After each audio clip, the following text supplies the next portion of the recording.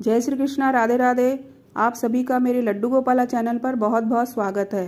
लड्डू गोपाल की सेवा से खुल जाते हैं सुख समृद्धि के द्वार। आइए जानते हैं लड्डू गोपाल से जुड़ी इस सत्य घटना से।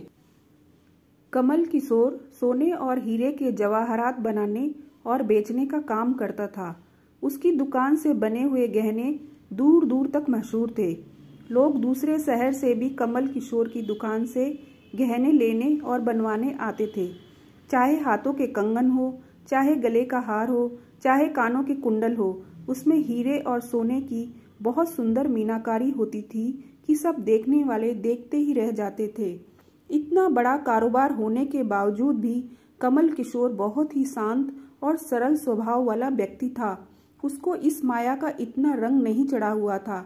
एक दिन उसका कोई मित्र उसकी दुकान पर आया, जो कि अपनी पत्नी सहित वृंदावन धाम से होकर वापस आ रहा था।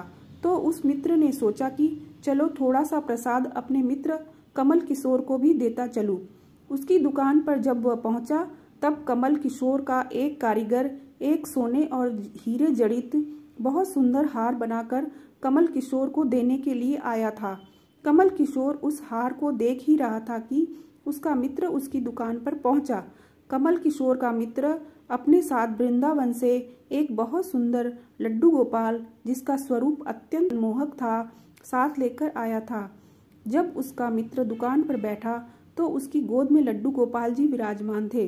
कमल किशोर लड्डू गोपाल जी के मनमोहक रूप सौंदर्य को देखकर अत्यंत आनंदित हुए। उसने अपने हाथ में पकड़ा हुआ हार उस लड्डू गोपाल के गले में पहना दिया और अपने मित्र को कहने लगा कि देखो तो सही, इस हार की शोभा लड्डू गोपाल के गले में पड़ने से कितनी बढ़ गई है। उसका मित्र और कमल किशोर आपस में बातें करने लगे। बातों ही बातों में उसका मित्र लड्डू गोपाल को हार सहित लेकर चला गया। दोनों को ही पता न चला कि हार लड्डू गोपाल के गले में ही पड़ा रह गया है। कमल किशोर का मित्र अपनी पत्नी सहित एक टैक्सी में सवार होकर अपने घर को रवाना हो गया। जब वह टैक्सी से उतरे तो भूलवश लड्डू गोपाल जी उसी टैक्सी में रह गए। टैक्सी वाला एक गरीब आदमी था, जिसका नाम बाबू था, जो कि दूसरे शहर से यहाँ अपने परिवार का पालन पोषण करने के लिए टैक्सी चलाता था और वह टैक्सी लेकर काफी आगे निकल चुका था। आज उसको अपने घर वापस जाना था, जो कि दूसरे शहर में था। जब टैक्सी लेकर बाबू अपने घर पहुंचा तो उसने जब अपनी टैक्सी की पिछली सीट पर देखा तो उसका ध्यान लड्डू गोपाल जी पर पड़ा, जो कि बड़े ही शाही तरीके से पिछली सीट पर गले में हार धारण करके सुंदर सी पोशाक पहनकर हाथ में बांसुरी पकड़े हुए पसर कर बैठे हुए थे। बाबू यह देखकर एकदम से घबरा गया कि यह लड्डू गोपाल जी किसके हैं, लेकिन अब वह दूसरे शहर से अपने शहर जा चुका था, जो कि काफी दूर था और वह सवारी का घर भी नहीं जानता था। तो वह दुविधा में पड़ गया कि क्या करे, लेकिन फिर उसने बड़ी श्रद्धा से हाथ धोकर लड्डू गोपाल जी को उठाया और अपने घर के अंदर ले गया।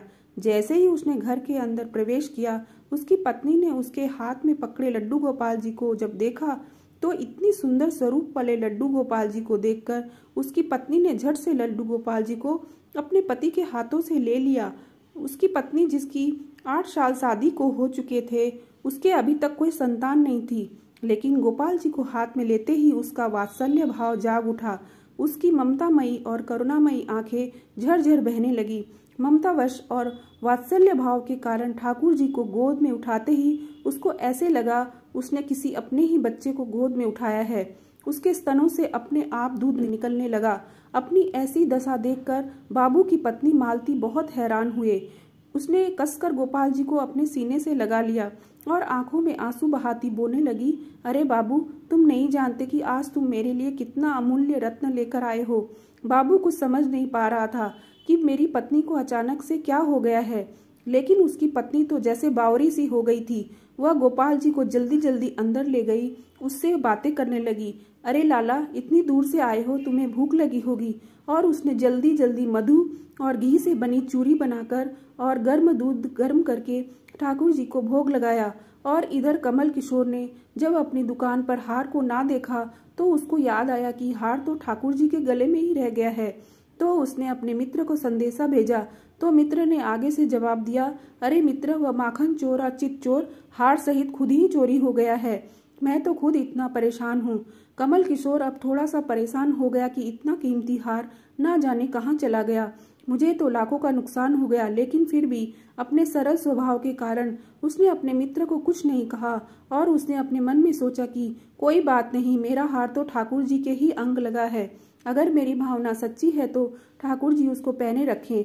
और उधर बाबू और उसकी पत्नी मालती दिन रात ठाकुर जी की सेवा करते। अब तो मालती और बाबू को लड्डू गोपाल जी से अपने बेटे जैसे ही प्यार करने लगे।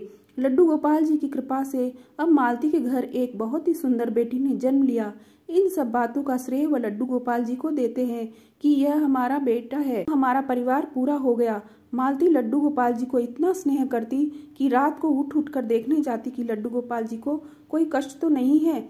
ऐसे ही एक दिन कमल किशोर व्यापार के सिलसिले में दूसरे शहर आना पड़ा जहाँ पर बाबू रहता था।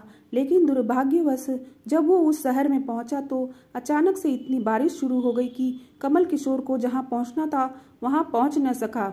और तब वहाँ बाबू अपनी टैक्सी लेकर आ गया और उसने परेशान कमल किशोर को पूछा, बाबूजी आप यहाँ क्यों खड़े हो? बारिश तो रुकने वाली नहीं और सारे शहर में पानी भरा हुआ है। आप अपनी मंजिल तक ना पहुँच पाओगे और ना ही कहीं और रुक पाओगे। मेरा घर पास ही है, अगर आप चाहो तो मेरे घर आ सकते हो। कमल किशोर, जिसके पास सोने और हीरे के काफी गहने थे, वह अनजान टैक्सी वाले के साथ जाने के लिए थोड़ा सा घबरा रहा था, लेकिन उसके पास कोई और चारा भी नहीं था और वह बाबू के घर उसके साथ टैक्सी में बैठकर चला गया। घर पहुंचते ही बाबू ने मालती को आवाज दी कि आज हमारे घर मेहमान आए हैं, उनके लिए खाना बनाओ। कमल किशोर ने देखा कि बाबू का घर एक बहुत छोटा सा था, लेकिन व्यवस्थित ढंग से सजा हुआ है। घर में अजीब तरह की इत्र की खुशबू आ रही है जो कि उसके हृदय को आनंदित कर रही थी। जब मालती ने उनको भोजन परोसा तो कमल किशोर को उसमें अमृत जैसा स्वाद आया। उसका ध्यान बार बार उस दिशा की तरफ जा रहा था जहाँ पर ठाकुर जी विराजमान थे। वहां से उसको एक अजीब तरह का प्रकाश नजर आ रहा था। तो हार कर कमल किशोर ने बाबू को पूछा कि अगर आपको कोई ऐतराज ना हो तो क्या आप बता सकते हो कि उस दिशा में क्या रखा है? मेरा ध्यान उसी तरफ आकर्षित हो रहा है। तो बाबू और मालती ने एक दूसरे की तरफ मुस्कुराते हुए कहा कि वहां पर तो हमारे घर के सबसे अहम सदस्य लड्डू गोपाल जी विराजमान हैं। तो कमल किशोर ने कहा, क्या मैं उनके दर्शन कर सकता हूँ? तो मालती उनको उस कोने में ले गई जहाँ पर लड्डू गोपाल जी विराजमान थे।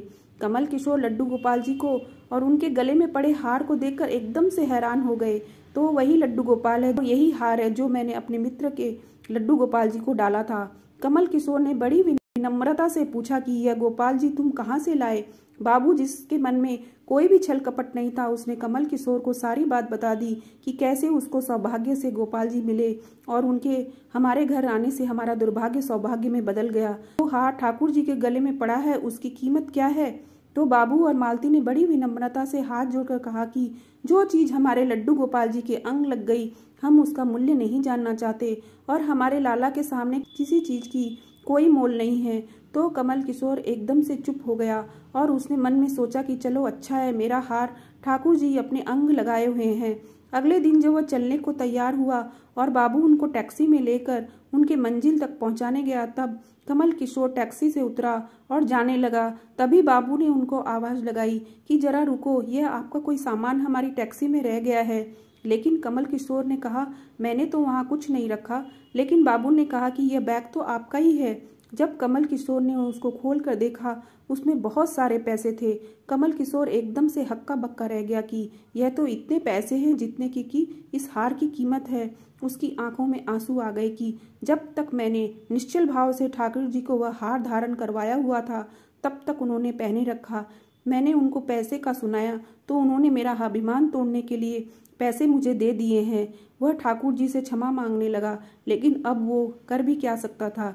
इसलिए हमारे अंदर ऐसे भाव होने चाहिए कि उसमें अहंकार न होकर विनम्रता होनी चाहिए और ठाकुर जी जैसा चाहते हैं वैसा ही होता है। हम तो निमित्त मात्र हैं। कौन ठाकुर जी को वृंदावन से लाया और किसके घर आकर वह विराजमान हुए, यह सब ठाकुर जी की लीला है। जिसके घर रहना है, जिसके घर सेवा लेनी है, यह सभी जानते हैं। हम लोग तो निमित्त मात्र हैं। बस हमारे भाव शुद्ध होने चाहिए। ठाकुर जी तो बड़े बड़े पकवान नहीं बल्कि भाव से खिलाई छोटी से छोटी चीज को ग्रहण कर लेते हैं। बोलो जय लड्डू गोपाल जी की। तो दोस्तों, आपको मेरा ये वीडियो अच्छा लगा हो तो मेरे चैनल को लाइक, शेयर और सब्सक्राइब जरूर करें। और साथ ही बेल आइकन को प्रेस करके ऑल पर क्लिक कर दीजिए, जिससे जब भी मैं कोई वीडियो अपलोड करूं उसका नोटिफिकेशन आपको मिल जाए। जय श्री कृष्णा, राधे राधे।